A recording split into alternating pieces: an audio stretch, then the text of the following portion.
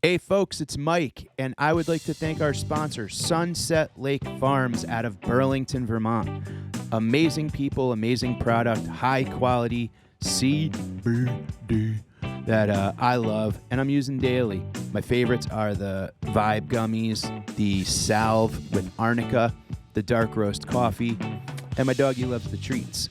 And you guys can partake in all of these great products at a discount if you go to sunsetlakecbd.com and use promo code DENTED at checkout. That is DENTED at checkout for 20% off of your entire purchase. If you've been thinking about trying CBD, now's the time. Head on over, tell them I sent you. This podcast is not medical advice. We are not medical professionals. Topics surrounding mental health and trauma are regularly discussed. If you are struggling with thoughts of self-harm, please seek professional assistance or call, text the National Suicide and Crisis Lifeline at pound 988. What up, folks? Welcome back to another episode of Dented Cans. It is your host, Mike Fenoya. Thank you so much for joining. If you're enjoying the podcast, if you're having a good time, please rate, review, share. Goes a long way. Subscribe to the YouTube channel at MikeFinoia at YouTube and all the socials. Very excited to bring you this week's episode. I invited my friend Krystyna Hutchinson to chat. We were on location at Gas Digital Studios in New York. Shout out to Gas. Thank you for hosting us. You know Krystyna from the Guys We Fucked podcast. She's all over the place. She's great. I love her.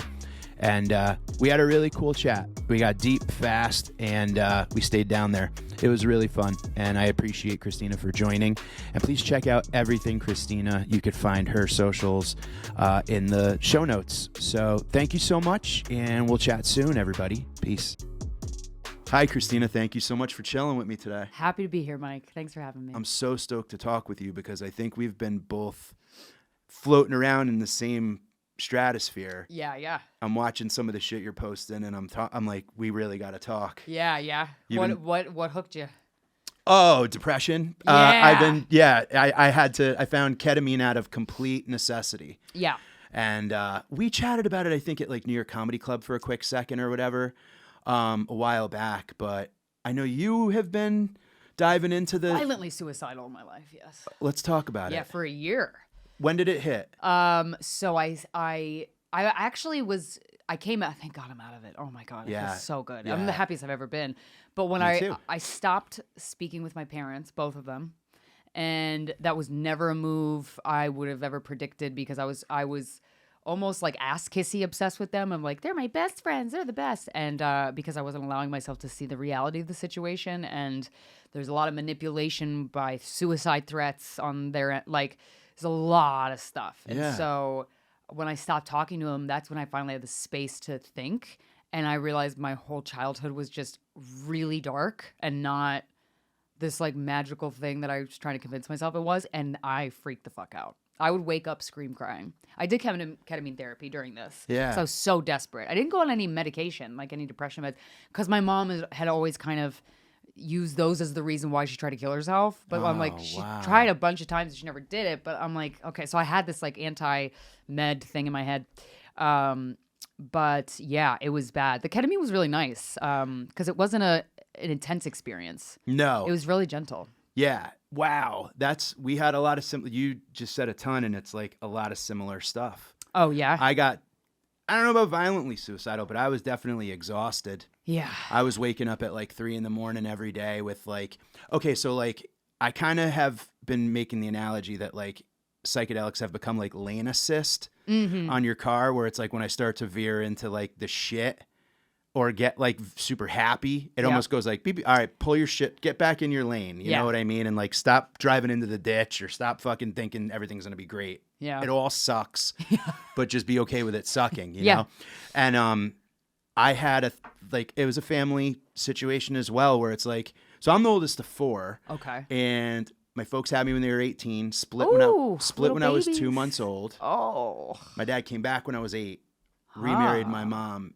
and had 3 more kids. I was like the best man in my parents' second wedding. So material, baby. I know, which is weird guilt too, because it's like when the people that you love but don't like are the characters in your story, and they have that whole like, if I be honest, am I gonna kill them? Yeah. Oh, I was kind of taught, not directly, but through the actions of my mother, that the truth will make somebody kill themselves, want to kill themselves. So you don't tell the truth. You don't tell the truth. So all the times in my life where I've told her the truth about stuff, she's reacted so poorly, and I kept realizing, like, every time I do this, there's hope. There's so much hope that she's gonna understand where I'm coming from and know that I'm not like a bad daughter or anything. I ended up. This is what my new hour is about, a breakup, but it's with my parents. And when I got like the only ever fat entertainment check I've ever received, I bought a house with them. I used all cash, hundreds of thousands of dollars. I never had money before. Whenever tax season came around, I always got a couple $100 back because I was so like broke. Of course. And I didn't compute that I had. Not only did my tax bracket go up to the top one for the first time, I had to pay taxes on all that money I just gave to them, and I didn't know that. So I'm like in debt with the IRS forever. Oh my God, yeah. But now I have this beach house that they live in year round that I can't go to because you're not. I don't speak with them. But my inner peace is just divine. This is important. Yes. This is important because, and the reason why I think it's important, and I'm glad we're talking about this, is that like so many people.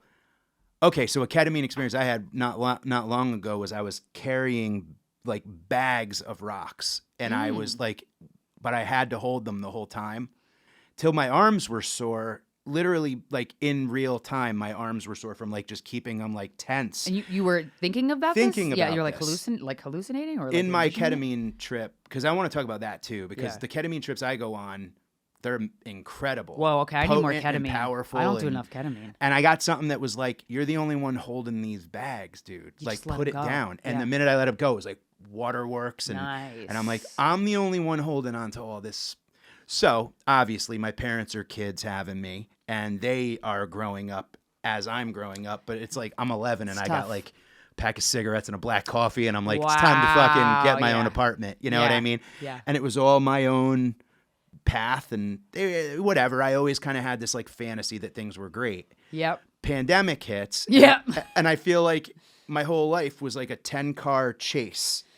And then finally I had to hit the brakes. Yep. And it was just a pile up. And now I'm stuck by myself to like assess the wreckage. Mm-hmm. And I'm like, what do I keep? What do I get? You know? Yeah. And it was just overwhelming. And then they kind of, you know, whatever Trumpy shit went on, and dude, same. It's what the fuck, right? I don't. There's this obnoxiousness and like narcissism. I know that word gets thrown around a lot with people that if you have a flag in your home, like my parents do, Trump 2020, promises made, promises kept is what the flag said. Oh boy. And I'm like, what? Like it's so delusional. In the house. Yeah. It was outside the house, but like, you know, next to the American flag. My dad got drafted into the Navy. Like he's a very honorable man. Like my dad does shit in a way that I really respect. Not all of it, of course, but Trump was a draft dodger. I'm like, respect was such an important thing for my dad. I'm like, what fucking upside down world are we living in? But then they would always come at me with all these social movements that I cared about, that they thought I was stupid for. And I'm like, this fucking hurts. Like, what are you doing? Yeah, it's terrible. And it happens so much with so many people I know. And it was that same thing where it's like, I come from a family of like carpenters and HVAC and iron workers and shit. People that got stiffed by him. But they got the stickers on the truck, and it's like, are you guys out of your fucking mind? And look, I'm not. Yes. Yeah, they really. Yeah, totally. And then I have to go. Wait a minute. Am I? You know. So of course we go through and it's like, are you an empathetic person, like to a fault in life? Oh my God, I feel people's emotions that I don't even fucking know. Yeah, me too. It's a lot. It's bad. It's like I don't know how to shut that valve off. Yeah, I don't hang out. I'm not as social as I used to be. I was super social, and then I realized, I didn't like that the whole time. I was like faking it. Right? Oopsies. What did you feel? You were almost the glue. Like you had to hold everything together, and if you left, it was like everything would fall apart. Yes. I am the exact same way. Yeah, it's a lot of pressure, and it's like this. One of the things I'm talking about in the new hour is this term called emotional incest. And I'm like, oh, this is the only incest category no one searches for on Pornhub because where's the fantasy? Yeah, it's boring to watch. But the word means it's when a parent parentifies the child and kind of leans on the child, and that fucks you up when your parent is emotionally immature and mentally ill and has these unrealistic expectations of you, like for their emotional fulfillment. It is the undoing of that. I wouldn't wish that on my worst enemy. It's so hard. Yeah. It's so unbelievably hard. And it's that thing of like, I had during hypnotherapy. So I've done those too. I've been told I'm a good candidate for psychedelics, hypnotherapy, float tanks. I mean, you name it, meditation. Like I'm already 1 foot out of here. Like I hate here. Earth is rough. Earth blows. Yeah. And I've been calling it like a double-edged butter knife, where it's like once you experience something better, and then you got to come back to this. It's kind of like I could see how people do heroin. You would really love near-death experience videos. I'm obsessed with them. People have medically died and come back, and they talk about every single one of them. I've watched thousands. I'm not exaggerating. I'm obsessed with this because there's a lot of knowledge you can gain about being a person from people who've died. Yeah. They feel the most peaceful. They feel the most love they've ever felt in their life. They didn't know that was possible. Supported. Everybody talks about going through this thing called a life review, where they go through like poignant moments of their life, both good and bad, and you get to be in the position of how you made the other person feel, both good and bad. But everybody's like, there was things I felt terrible for that I had to feel how I made that person feel, but there was no judgment, and like there's no ego, it's really bliss. I'm like, and I would say 90% of the people of the videos I've watched, they didn't want to come back, even if their life here was fantastic. Because they're like, I don't want to leave this. Yeah. This is the best feeling I've ever felt. What? And a lot of them get depression because Earth is hard. It sucks. And the thing that's so interesting about that too is it's like I've tried to explain to people how I want to feel, and it's like I just want to feel like nothing matters. Yeah. I just want to know it doesn't matter. And I've massive mushroom doses that I've taken, and all I'm thinking is like, it doesn't matter. It doesn't matter. Like, that's like the mantra when I start to get, and they're like, what do you mean nothing matters? Like, are you like, no, that's a good thing. It's like, Buddhist. No, when everything matters too much, when you're like a serial empath, or you know what I mean? Like you're hyper fucking sensitive to like everybody. My brain just does like a post-game show where it's like every single interaction, the minute I leave, I'm like, all right, let's go to the videotape. And they just circle everything I did wrong. Yeah, that's awful. You know what I mean? Exhausting. It's exhausting. And then psychedelics finally got me to all right, so I had, tons and tons of like whatever, failed attempts with the Lexapros, Prozacs, Wellbutrins, you name it. Yeah. May of 21, it all comes crashing down, and I like completely fall apart. And I went to a doctor, and she's like, have you ever done ketamine? And I'm like off a Frisbee at a fucking, Fish concert once, but not like with a doctor. Yeah, and we went through the whole thing, and it was like an eight silos, 8 pods with leather recliners. Okay, so you got injected. See, that's what I did it orally through the mail. That's what we talked about. It's too weak because I didn't see anything, and I want to see shit. Yeah. So there's this bioavailability, is what it's called, and essentially the highest bioavailability you could get is intravenously or intramuscularly. So it's like a shot, like a booster shot, which is what I've been doing lately, and that's liftoff. I mean, that's like, okay, I'll get into that. Yeah, I'll tell you. Yeah, I will totally. It's amazing. Do that this weekend. It's badass. But it's also like done properly. Like did you do lots of psychedelics as a kid? No, I never touched them. I did mushrooms. And then I found these mushroom chocolates that were amazing. Amazing. I had one mushroom trip right before the pandemic hit with a guy I met in the ER. He was a head nurse, but he was also a former child soldier, and his fingers were bent back by like candy canes. And but I was very intrigued by him. Bent back? Backwards, like candy canes. Yeah, because he was tortured as a child. Yeah. And so we talked about childhood trauma and all of it. I mean, he's been through way worse shit than I have. And he said he grows his own mushrooms. And I was like, I want to do them. And then we did them on Roosevelt Island. And the second they hit, I had never done like the actual mushrooms like that you chew. They've always been a child, so it's not been that high of a dose. When I opened my eyes, it was a cartoon, and when I closed my eyes, it was a cartoon. And I was like, I don't like that. I don't like that at all. And I just started crying. And for 8 hours, I kept going, am I a good person or a bad person? I don't know. And I was suicidal by the end. And Corinne had to come over. My friend Corinne and Wendy Starling came over my apartment and just babysat me. I was like, thanks, guys. It got you to the like. Oh, it made me. And I actually think that is what started it. Is that psychedelic trip is what started me going, the way my relationships are is not working. Yeah. Most of the people in my life need to actually not be in my life. A lot of the people. So funny. I just talked to Neil Brennan and he was talking about like how he did a DMT trip. Oh, I want to do that for so like, bad. but for like, I think he said like 8 months, he was half there that's and half not here. And he was suicidal because he just he couldn't Take deal it. with that. He's Yeah. like, where am I? Like Yeah. what part of the universe am I awful. in?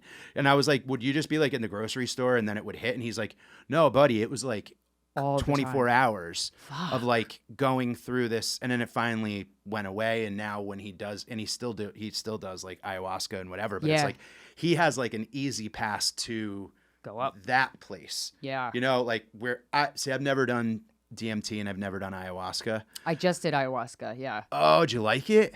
It was very gentle.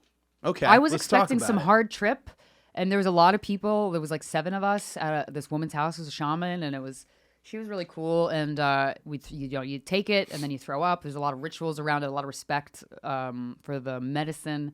And I was expecting it's like the spirit of that drug, from what I've been told, is very mothering, very maternal. Yeah. So I was like, oh, might be tough for me, but that's great because I want to. When I do a psychedelic trip, that's really good. It's like floss for your brain. It cleans out all the shit. Absolutely. That's all I want because I can talk forever. I'll talk shit out. I don't care. Yeah. But that doesn't go as deep as these drugs. Oh, no, of course. And the thing that like, so what I did was, I really do, I'm not a doctor or whatever. We're not doctors, but I did. We're doctors of life. We're doctors of pain. Yeah. Yeah. We really are. We have We're our fun doctorate. doctors of pain. I was saying on stage that you did that whole like 10,000 hours thing that you're a master of expert. I'm like, I'm a fucking judo wizard of anxiety. Like I've had 9 million hours of practice.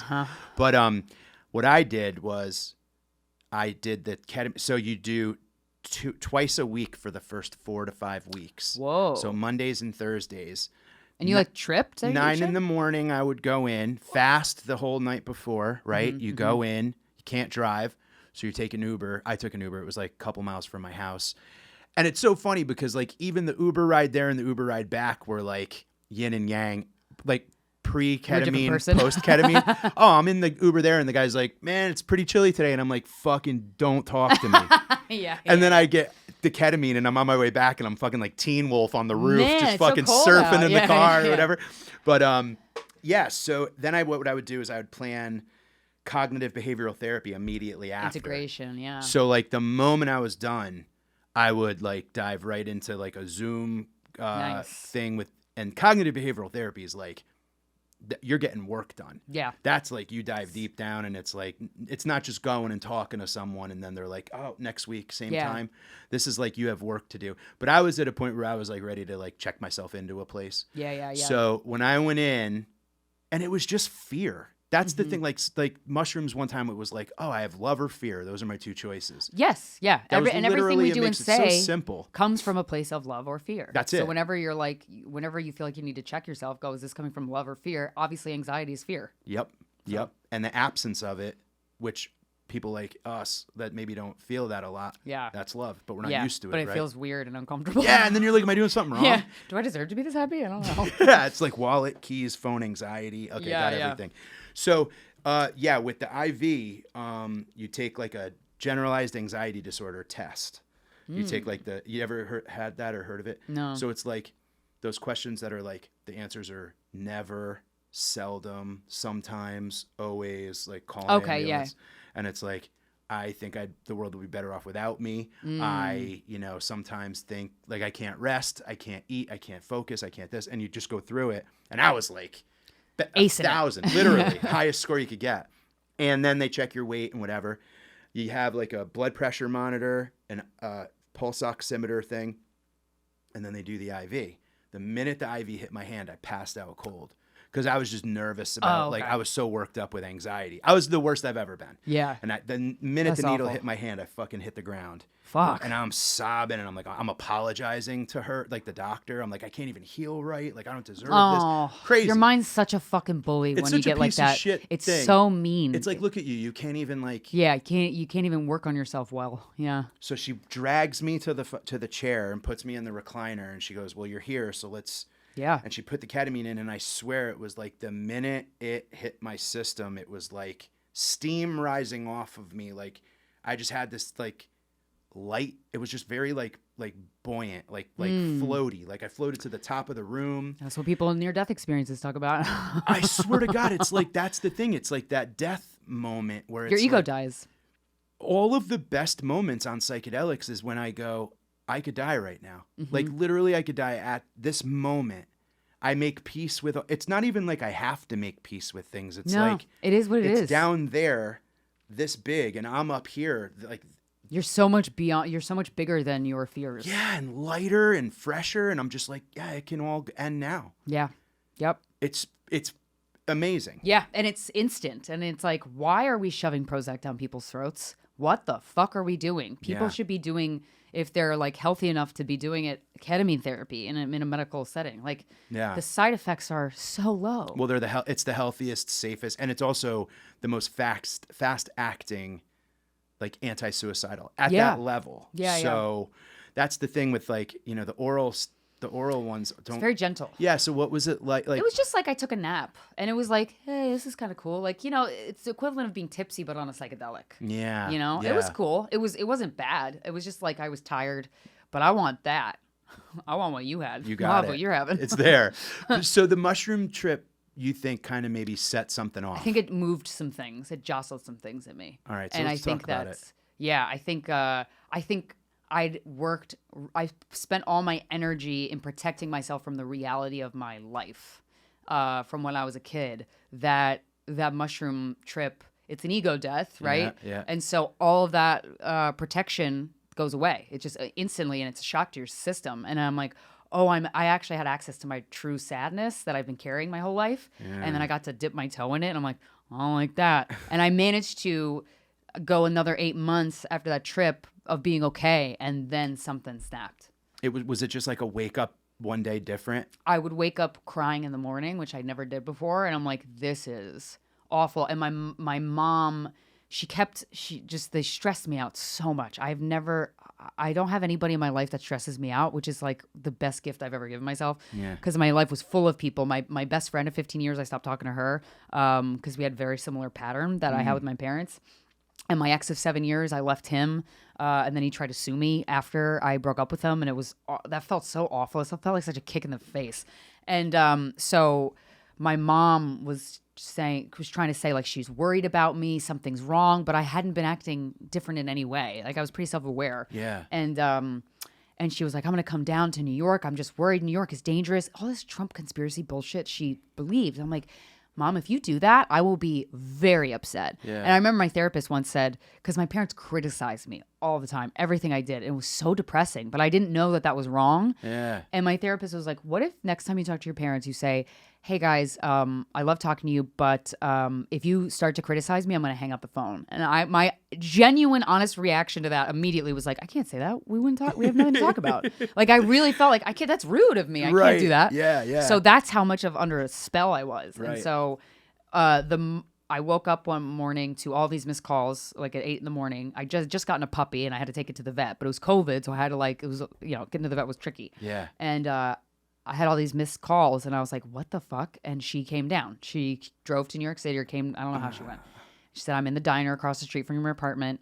Come and talk to me. And I was like, what? And I made it clear to both my parents, if you do this, I will be so upset. Right, okay. Right. And I called my dad, and I was like, what the fuck? And I lost it. And I never I'm usually pretty good, at the time. I don't curse at my parents and stuff like that. Sure.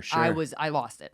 And I was so mad. I was like, why the fuck did you let her come down here? He goes, well, go talk to her. It's your mother. And I'm like, what? You don't get it at all. Are you kidding me? Putting it on you. Then she came to my building, and I had to leave to take my dog to the vet. And she was, I live on the first floor, and you could see the front door of the building at the time. Yeah. And I had to close my blinds. She kept buzzing my building and blocking the entrance. And I was like, what the fuck? And I was like, I'm going to block her phone number. And then I looked up, I was like, can I do that? Am I like allowed? Like, didn't dawn on me that I would be allowed to do that. Allowed to do that. Because it's my parents. Right. And I did. I blocked them both.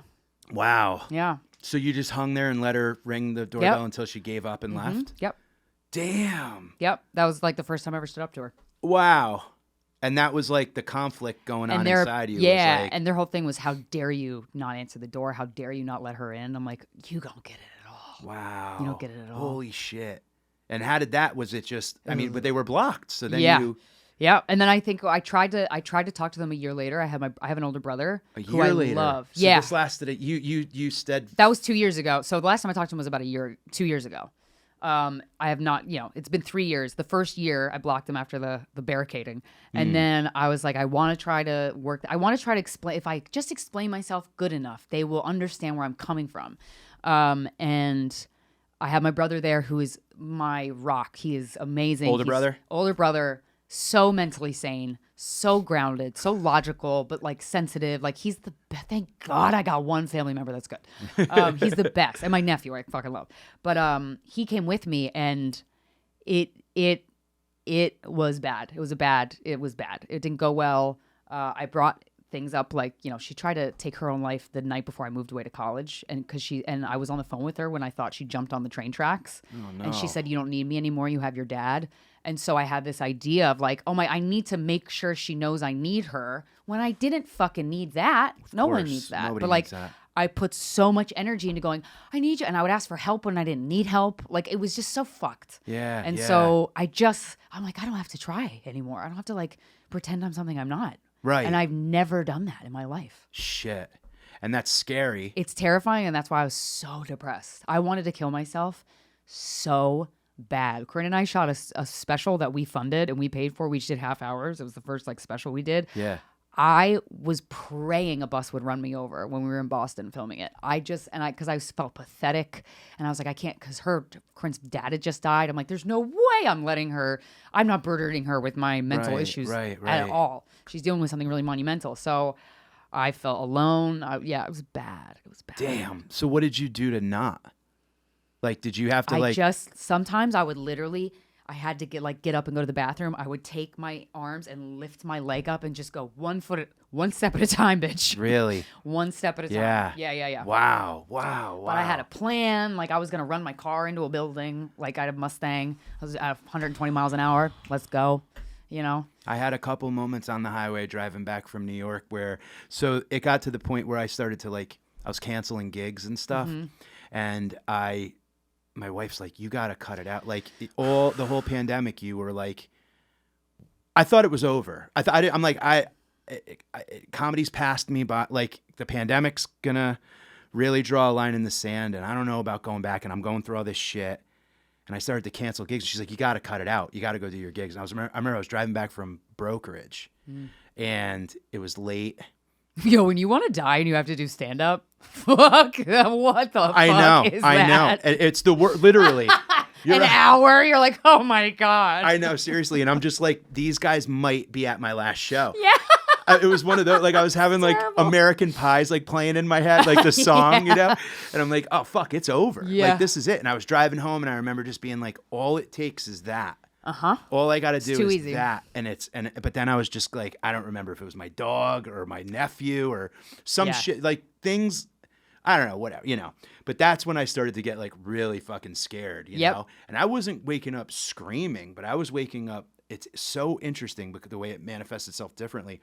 I was waking up at like 3 a.m, my hands gripping the bed. Like I was holding on like, do you ever have any of those like, lucid kind of like morning dreams where it's like you feel like someone's like it's almost like you're haunted, like someone's like you can't wake up from the dream, but in the dream you're awake, and you can't shake yourself out of it. And like I was having those like almost every morning where I'm just like holding on to the bed and I'd wake up and like have to like arthritically fucking but and from that moment until the moment I went to bed, just a fucking treadmill of just fear and anxiety and all this. And I was just like, my wife could be talking to me like, and I would not hear anything she was saying. Yep. And I'm just like, yo, leave me. Yeah. Like, this is not, I'm not, what am I to you? Yeah. Like, it just makes it worse that I feel like I'm bringing you through this shit, you know? And she's like, shut the fuck up. I'm not That's going a good anywhere. wife. She's Damn. amazing. She's That's absolutely a beautiful relationship. Her, my sister, it was like, I would talk to them every day and I was just like,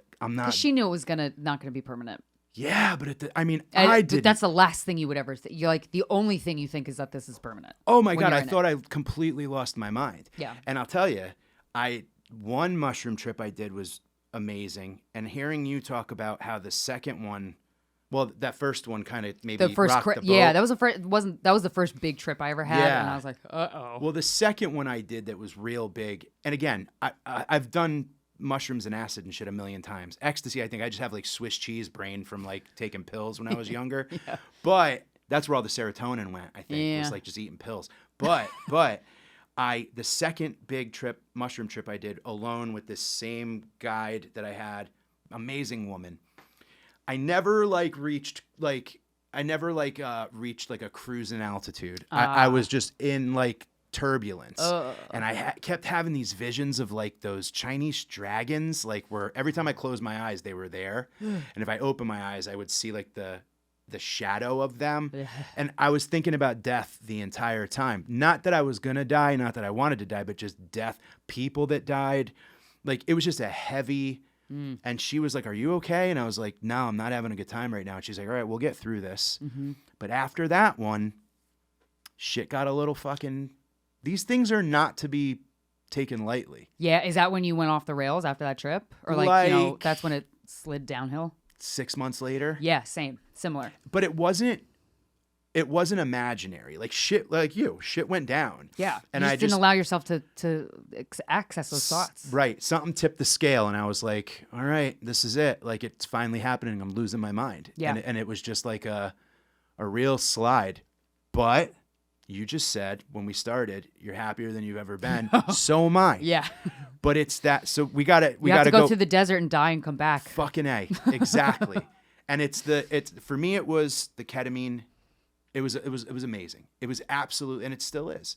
But I did probably like 30 to like 34, I think, like sessions, somewhere around there, IV. Mm-hmm. Some of them, I'm like having these like unbelievable, like psychedelic, like seeing the spirits and angels and like the like kind of robotic, like alien. Oh, that's so cool. That You're like shit. interdimensionally traveling. Yeah. Fuck, that's and cool. A lot of lucid astral type stuff and a lot of like just I was having moments where like I was watching myself go through almost kind of similar like that near death thing that you're talking about where it was like I had this one and it's still so vivid where it was like I was approaching a waterfall of sand and I was afraid that I've always had this fear driving that I'm going to turn going like 90 on the highway and all the traffic in front of me is going to be stopped and I'm going to crash right into the back. Like if I take a blind turn on 95 or whatever,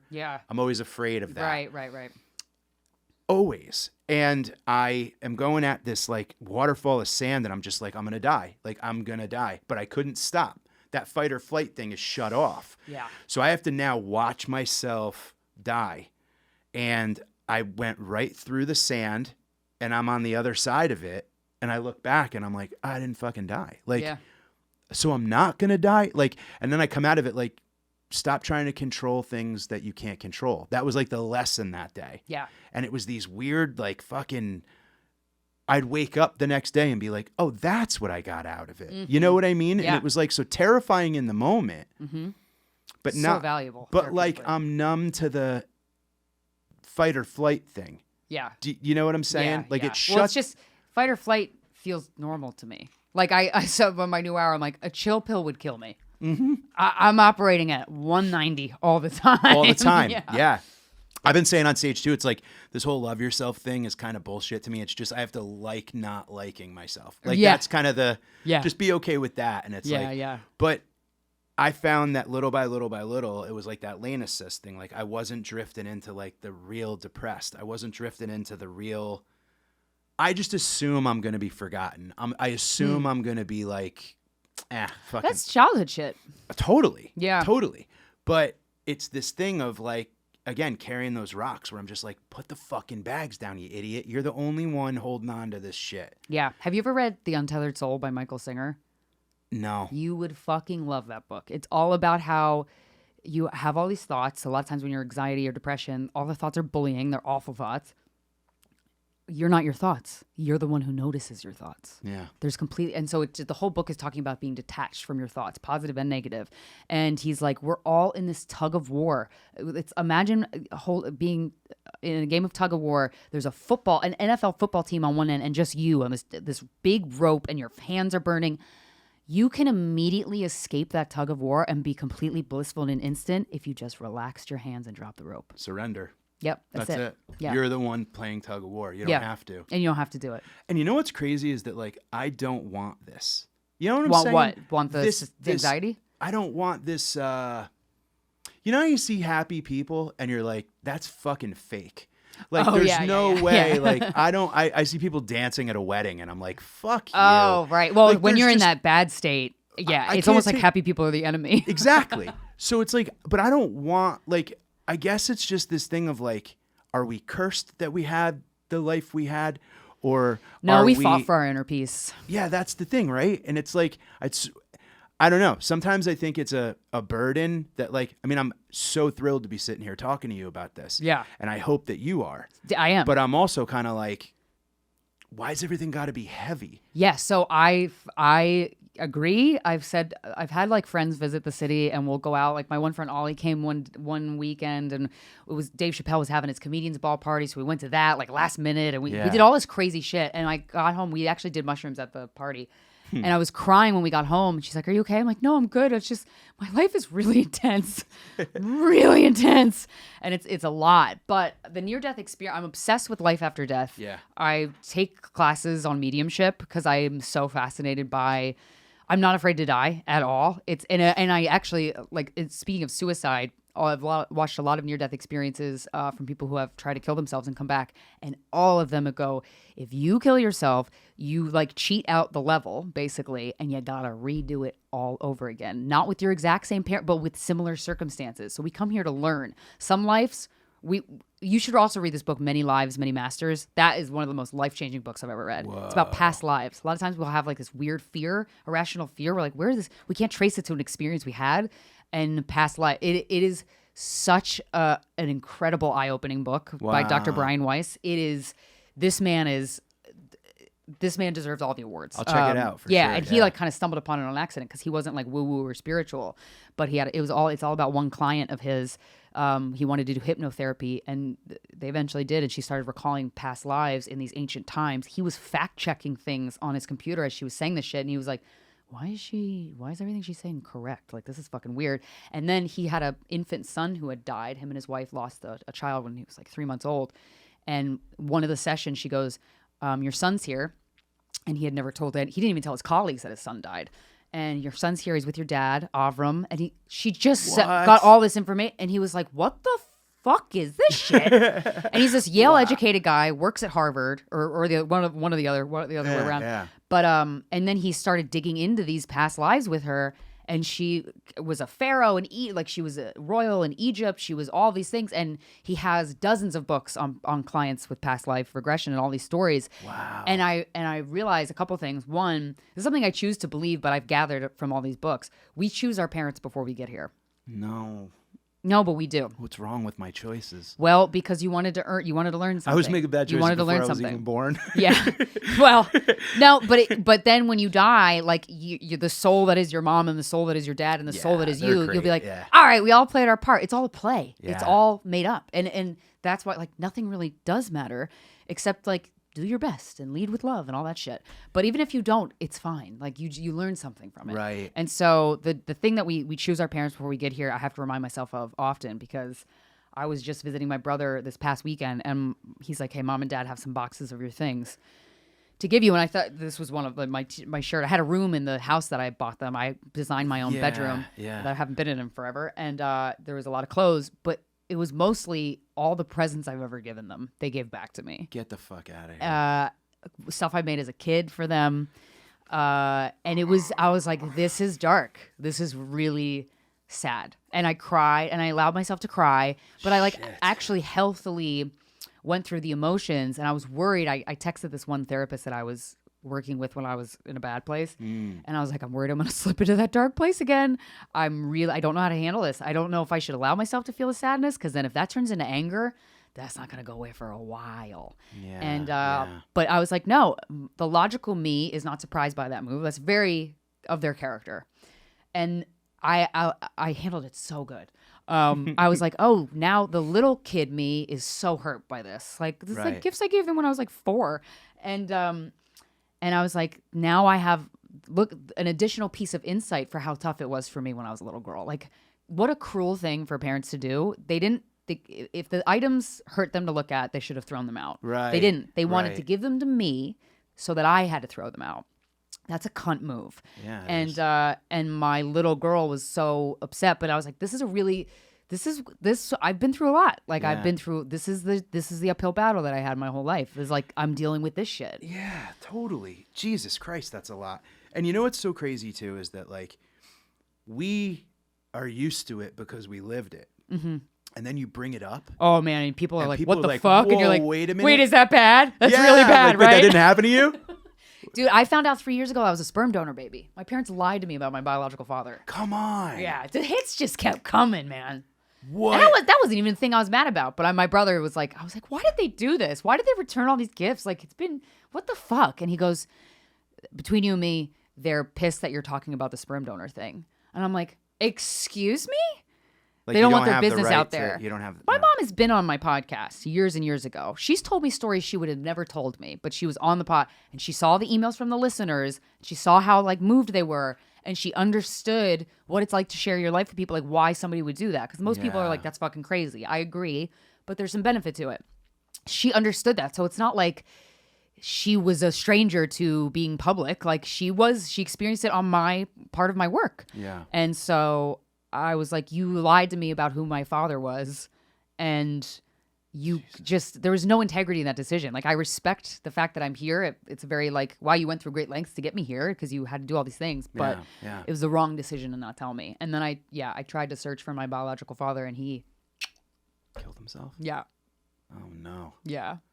How? Whoa. It's a lot. So I undid a lot of generational trauma. Yeah, and you're better for it. Well, no, here's the thing. You put an end to it. Yeah. And that's the thing that there's something about the generation before us that there is just this inability to, number one, do the work.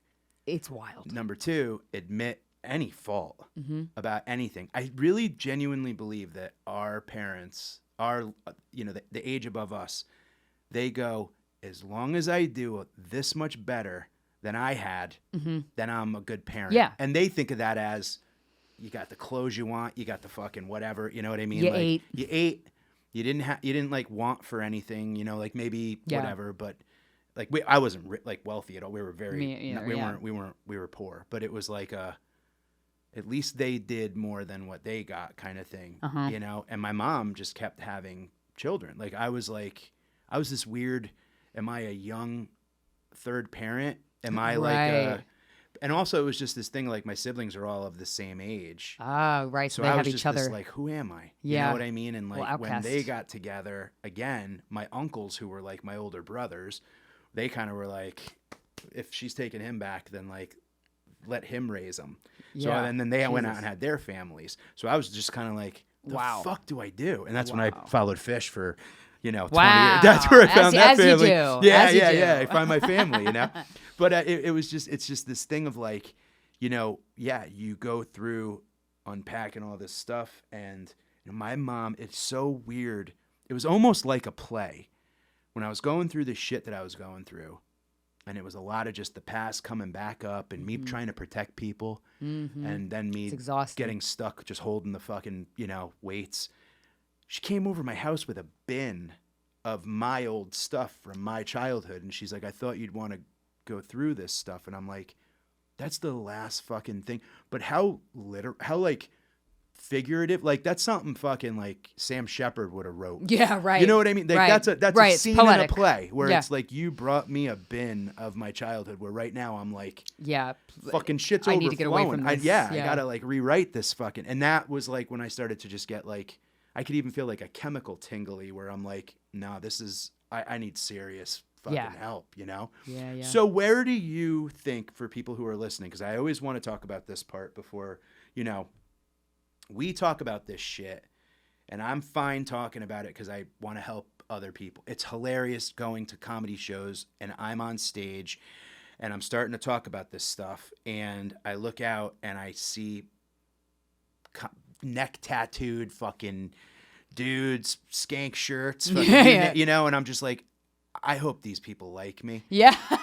All I want is them to like me. And then afterwards, they're coming up to me and going like, yo, thanks for talking about depression and ketamine and your shit. Like, I'm going through it too. And like, good on you to like talk about it and whatever. And it's like, all right, okay. Like, that's the reinforcement I need to know that like, I think we go through this trip to help the people that maybe don't know that shit's fucked up yet. That shit's fucked or up they have an yet. inkling, but they're like too scared to look into it. So if you had the you know, ability to like anyone who's listening or whatever, like when do you start to like kind of pay attention to that fucking stuff where you're like, I think I need to talk to someone. I think I need help. I mean, the second you have those thoughts of like, was my shit fucked up?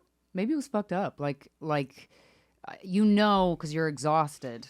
When you just keep trying to protect yourself from the truth. It's a whole different exhaustion. It's a fucking tension headache like a motherfucker, right? But you can get addicted to keeping yourself on this wrong track. Mm-hmm. And it's tiring, and you just got to let go. And you just got to dig deep into it. I would say, like, a lot of people have repressed memories, too. I had, you know, I worked with a trauma therapist, trauma specialist, and she really educated me on the body and how your body's going to react to things and how your mind is going to, like, you are going to behave in ways that you're not proud of, you're embarrassed of, you're ashamed of, but it actually makes sense that you're behaving this way. So you don't have to keep adding on to the pile on of yourself. Like, stop beating yourself up. This all makes sense. Yeah. And so that took me a while to like accept. Yeah. Because I was just like, no, I'm bad. Like, you know, right. When I was younger, I would ground myself before my parents had the chance to. Because I was like, I needed to get ahead of it. Like, I know I did a bad thing. I'm not going to my room for a week. Like, I was just so, but I will say I wanted to die. That's all I wanted for about a year. And I got through it. It's so worth it. And it's not healing. I think we're now starting to talk about this part, which is great. Healing hurts. It's not fun. It's messy. You're going to embarrass yourself. You're going to be humiliated. You're going to you do a shame pile on many, many, many times.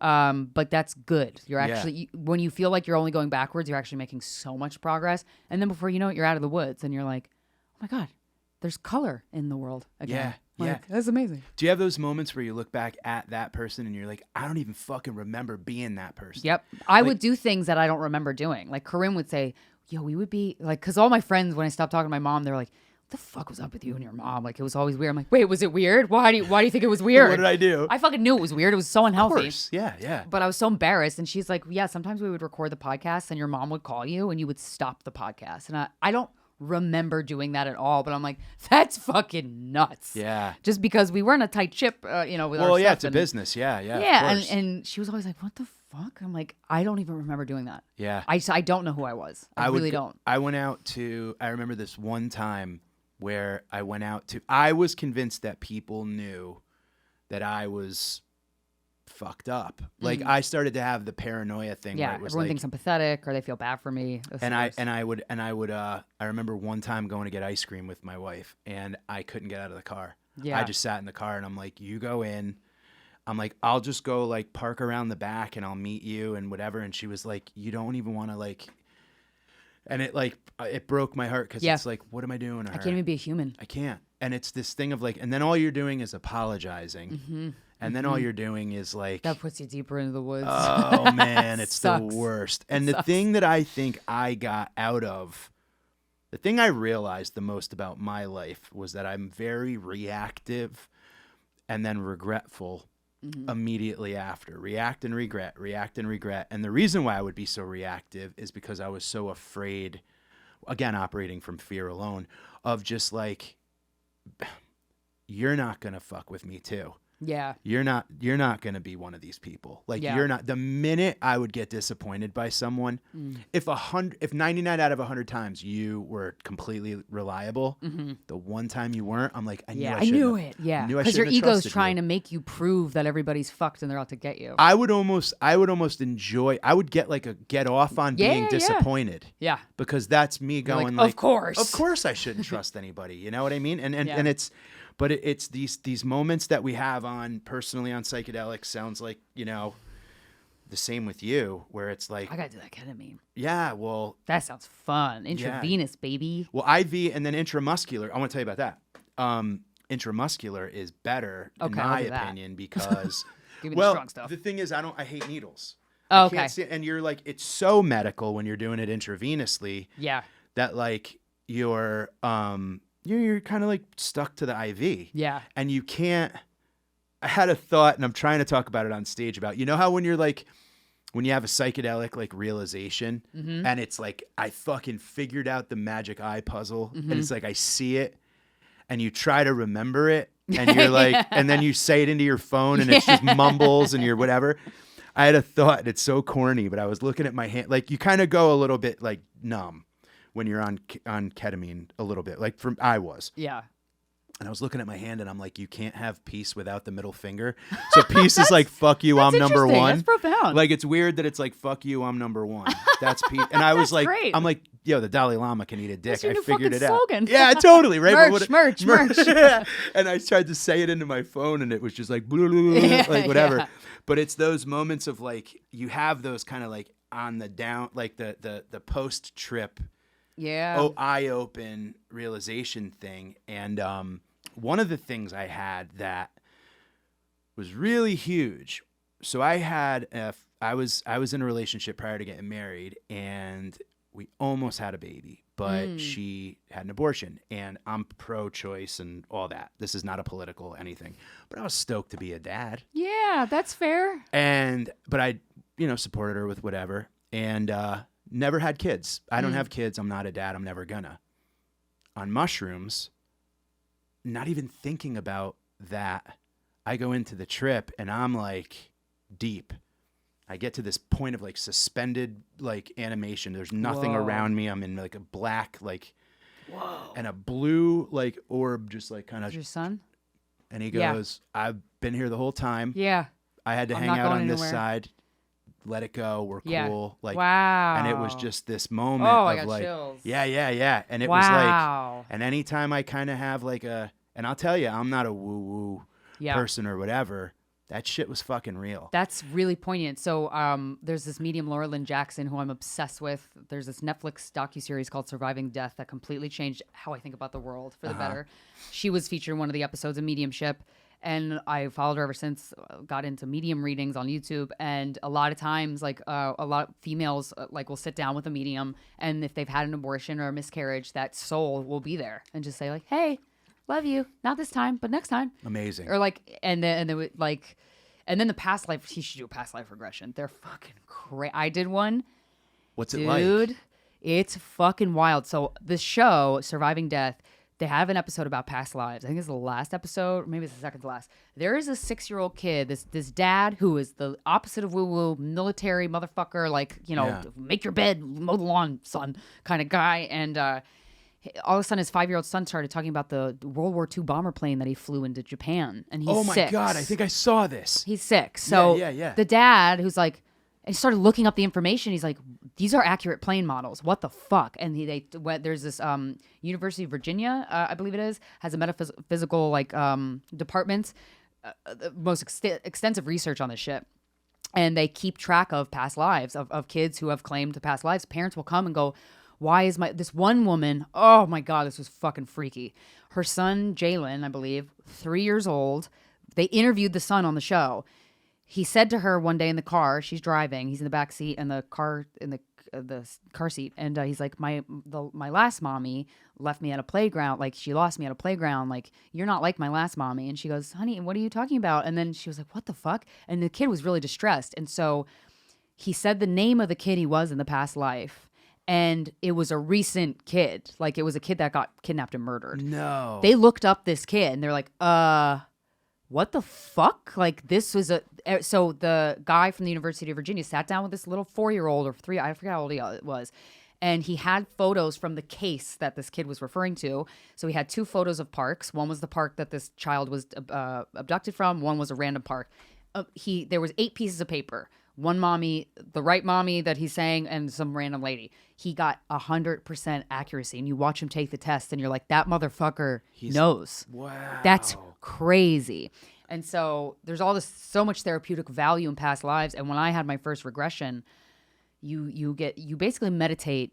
You're in this, it's like hypnotherapy. Yeah. So people think you're passed out or you're not present. You're actually more present than you ever will be in anything else. 100%. It's wild 100%. how present you are. Yeah. You're relaxed. I love it. But your brain is working. You're in another place. Yes. Yeah. And it's easy to travel there. It's sure it's easier is. than people think. Yeah. And I did this meditation for 20 minutes, got super relaxed.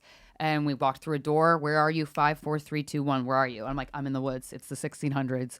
And I knew right away all this info because I was scared. I'm like, am I going to be making this up? Like, I don't fucking know. I just started saying shit. I'm like, I don't know where this is coming from. There wasn't an emotional reaction. I just started saying, and I was listening to what I was saying. And I was like, what the fuck? Wow. I was going to a house of an old man who lived in the middle of the woods. And I knew that old man was my ex-boyfriend who sued me, that we were together. We had like a really lovely relationship. The ending sucked, but when we were together, it was really beautiful. We really loved each other. And I knew it was him. I knew it was him, but it wasn't him. It was another iteration of him, but he was this old man. And I was going there to buy poison for my mom in this life was my mom in that life. And I was 16, I think. And I knew if I don't kill her, she's going to kill me. Wow. And I just knew all this stuff. And I just spouted out right away. And I listened back to the recording and I was like, what the fuck? And it really helped. I'm like, I'll never know if that's true. I'll never know. But my God, who that's cares? strange. Yeah, no, totally. And it gave me some insight of like the bond the complications that I have with my own mother go deep. And it felt like they went deep. And I felt nuts, like for like how, like I felt like there was the invisible walls between us, or like something between us that didn't make sense. Yeah. And that made me make a little bit more sense. Right. Wow, that's so amazing. I did something, I guess, kind of similar with my hypnotherapist, and it was this thing of like kind of, I remember it was one of those table work, body work kind of, what's that called? Chakra stuff. Fuck, I can't remember. Like a massage table? No, yeah, kind of, but it was like a thing where it was like she talks me through like, you know, the hypnotherapy, but it was like instead of me being on a chair, I was on a table, and she was kind of like over me. I would have. Oh, she's probably doing like work on you, like Reiki. Yeah, something like that. Yeah. Normally it was just kind of me sitting over here and whatever, and I was like fucking lift immediately. I've been doing transcendental meditation for like 15 years. I got a so mantra like, during COVID. Yeah, it's the best. Yeah. And that is like the easy pass. Like I can get to where I got to go. And I love float tanks and all that. Like, I'm telling you, I got 1 foot out of this place. Yeah. But I had a thought when I was working on that, and she's like, what do you think? Like, and it was like, I was sitting around a fire in the woods, but it was like all Indians, all Native Americans, like getting ready for a hunt the next day. And it was like sharpening like spearheads, and like there was crackling of like the wood burning, and it was cold. And I remember this how specifically you were just dropped into this world. Yeah, and it was like I could smell the cold, and it was like all that That's weird definitely past sensory. life. And I have my senses are extremely heightened sense doing lots of psychedelics.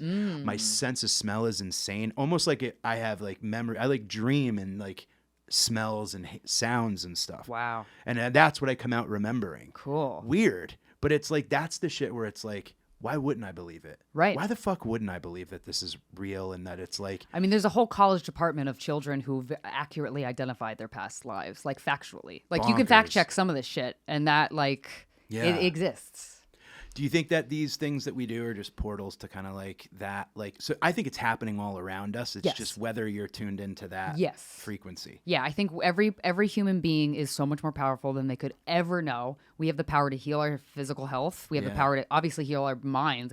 That's very challenging, but you know, we can do it. We're proof. Yeah. But yeah, I'm reading this book by this guy, R.J. Spina, who was completely paralyzed from the chest down from sepsis infection, and he was given 2 weeks to live, and he completely healed himself in 100 days with walking. Whoa. All of his doctors were like, what the fuck? And I'm like, okay, that's all the proof I need. That's all. And there's so many examples of people that have been on death's doorstep and have completely healed themselves. So there's too much proof. There's too much proof, and there's also like the people who poo-poo it are the people I think are fucking morons. I know. I'm like, so why? it's like, yeah, you're such a... Look around. Yeah. This is insane. This is insane. Why wouldn't you be open to this being a thing? Because yeah, it is. Yeah. How are you doing with everything that's going on right now? Are you just like... Just the you world, able to, or... Yeah, are you able to kind of just like, fucking, like, there's it's tough. bigger and better? I shield myself from the news. The Gaza shit upsets me to a point. It upsets me in a level that it's too much for me. It'll distract me. It's a weird thing too, because there's a lot of like, no one should die. Just stop killing people, right? Like the kidnapping by Hamas, terrible. The bombing got terrible. Let's just stop. But you can't.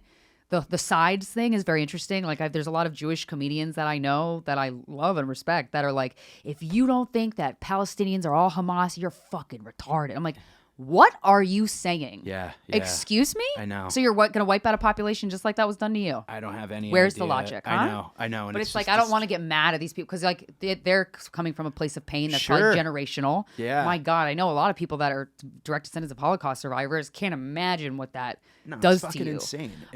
And it's the way that it's like just not forgotten, but it's like something else happens. Yeah. And then that just becomes like another story in a chain of fucking horrific. Yeah. You know what I mean? It's like, it's really awful. Ukraine is terrible. Oh my God. Planes so bad. falling apart in midair are terrible. That's School shootings are terrible. Fucking that's terrible. Yeah. And then it's just like, oh yeah. And by the way, like polar bears are fucking like tiptoeing on like icebergs. There's not many. It's a sad place to be. Yeah. That's why I don't mean to plug this, but I guess I am. No, you have to. It's the end. I have a Patreon. And I've had it for a couple years now. And I don't really promote it because I'm like, I don't know what this is. So I don't want to like promote it because then I feel like there's another thing you're half-assed doing, Krystyna. Yeah. But I have once a week for an hour, I do a Zoom with people. I call it Sherapy because I'm not a licensed therapist. So I don't want to call it group therapy. Yeah. We just talk. We go around like, what's on your mind? What's weighing you on you? What's weighing on? Because I'm really good at talking about shit. Yeah. I've read so many books on depression and how to cope and how to deal and how to live. And it's the only space I can go to where at the end of it, I feel better about humanity. And I'm like, we are sold this we're doomed narrative, and we very easily believe it because the news is nothing positive. It's nothing positive. And the reality is there's probably more positive things happening right now than negative things, even though there's some atrocious negative things. We're only seeing the worst of humanity. Of course. And it's so stressful. We're addicted to our own stress hormones. And it's like, and when I do these Zooms, like everybody kind of goes around, and some people are suicidal, some people are fucking, and some people are dealing with some dark shit. Some people are dealing with shit they just want to talk out. Yeah. And it's like, wow, we're all trying. And it's like, okay, people have good hearts and they do want to work on themselves. Like I get to see it every week, and I'm like, thank God I have that space, because it's the only space where I leave it going, we're going to be okay. I want to come hang out at one of them. You should. I'll give you the link. It's to. such a cool. Yeah. There's a lot of guys there, and I'm like so proud of everybody for digging inside themselves, and it's so helpful to just talk about something that's really bad and have people go like, "Yo, that fucking sucks. Yeah, I'm so sorry. That blows." I mean, that's literally. I don't think I have the ability to not talk about it anymore. Me either. And that's like when I'm on stage, I'm talking about it. When I and I'm trying my best to make that's. And Dented Cans, the name of this, the name of the book I'm trying to work on, the name of the special, it came to me in a trip. Nice. And it was just like, we're all dented. We've been dropped. Some of our labels are upside down. Some of us don't know our fucking ingredients or whatever. And it's like, either way, the beans are good. Yeah. You know what I mean? And like someone needs us. Yeah. So it's like, you're going to nourish someone. So it's like, and there's that whole wounded healer thought too, where it's like, if you've gone through shit. But I was doing a talk at PS 2023, which is the Psychedelic Science Conference in Denver. And it was like that big week-long, it was at the Colorado Convention Center, and it was run by MAPS, who runs all the psychedelic studies and stuff. And I got, I know Rick Doblin, who runs it. Yeah. So we were able to, I did my talk there. And it was just about everything. Literally, I just went up and kind of did a set. Yeah. And I'm just like, guys, I'm a comic, but I'm, whatever, psychedelics saved my life and blah, blah, blah. And a woman was sitting in the front taping me. And the comic in me was like, put your fucking Yeah. phone down, you know, like what is that? But I'm like, wait a minute, I'm not at a club. Yeah, right. You don't know. Yeah. She could be a journalist. Yeah. She just not want to take notes and want to pay attention, so she doesn't have to take notes. She held her phone. She's wearing sunglasses, and I just see tears streaming down her face the whole time. She comes up. I went up to her. Well, she kind of like waited around. Like I had some friends there, and a couple people came to watch. And she came up to me, and she grabbed me, and her hand was shaking. And she's like, you got to keep doing this. She goes, 2 days ago, I found my son dead of a fentanyl overdose in his bedroom. And I came here just because I wish he was able to like hear, you know, that there was he was dealing with addiction and all this. Mm-hmm. So she came to the conference to learn about how to help other people. And she's that's beautiful. Yeah, man. And I'm just like, so there's these Humans people. are so good. That's the thing. And it's like you're saying, it's like and they have people there. And it's called the Zendo Project. And it's basically like trip sitters or people who go to like psychedelic, like Burning Man. Mm-hmm. And if people are having a bad time, they're there for them. They're there for them. It's like the hog farm back there in like the Wavy Gravy and them at Woodstock would be like, you took acid, you're going to be okay. Yeah, yeah. So that was like this version of it. So I was like, can you just hang here? And I ran and grabbed someone and I was like, can you make sure she's like, all right, you know, because I'm not qualified to. Right. But she was like, I'm like, yes, of course. She goes, I just wanted you to know I wasn't taping this to like put it out. I just need to hear it. Because I'm trying to listen, but I can't. She's probably grieving. And I'm like, she's grieving. Yo, fucking please Yeah. call me if you need whatever. Yeah, and yeah. But it's just, you find more and more, the people who need to hear this are going to hear it. Yeah. The people who don't. And that's why it's like, on their own journey. Fuck it, man. This is the vulnerability. Just put it out there and hope that it helps people. And that's that. So thank you. Yeah. Thank you. I genuinely appreciate this. We're warriors, man. Yeah, this was the fastest hour ever. But tell everybody where they can find you. And oh, man. You can find me social media, Instagram. That's my thing. Krystyna Hutch. It's Krystyna. My name is spelled that way for no reason, but I didn't choose it. My mom did. I like it. But yeah, Krystyna Hutch. And then that Patreon that I have, patreon.com/Krystyna Hutchinson. It's so nice to have a space where you're like, oh yeah, people are good, man, and it's proof. I'm gonna subscribe. What day do you do it? It varies. So I try to do it. I put the schedules out months in advance, and I stick to them. Every once in a while I have like a scheduling conflict, but a lot of times I'll do Monday evenings at 7. I try to get a weekend in or like an afternoon, a Tuesday at 2, just to kind of, there's people from England, there's people from all over the world. So, but it's mostly like a weeknight at like 7, around 7 or 8. That's killer. Yeah. Good for you. It's so fun. I appreciate it. Yeah. We're going to go tell new jokes now. Yeah, I'm so excited. Yeah. Thank you so much. And, thank you everybody for listening and watching, and see you soon.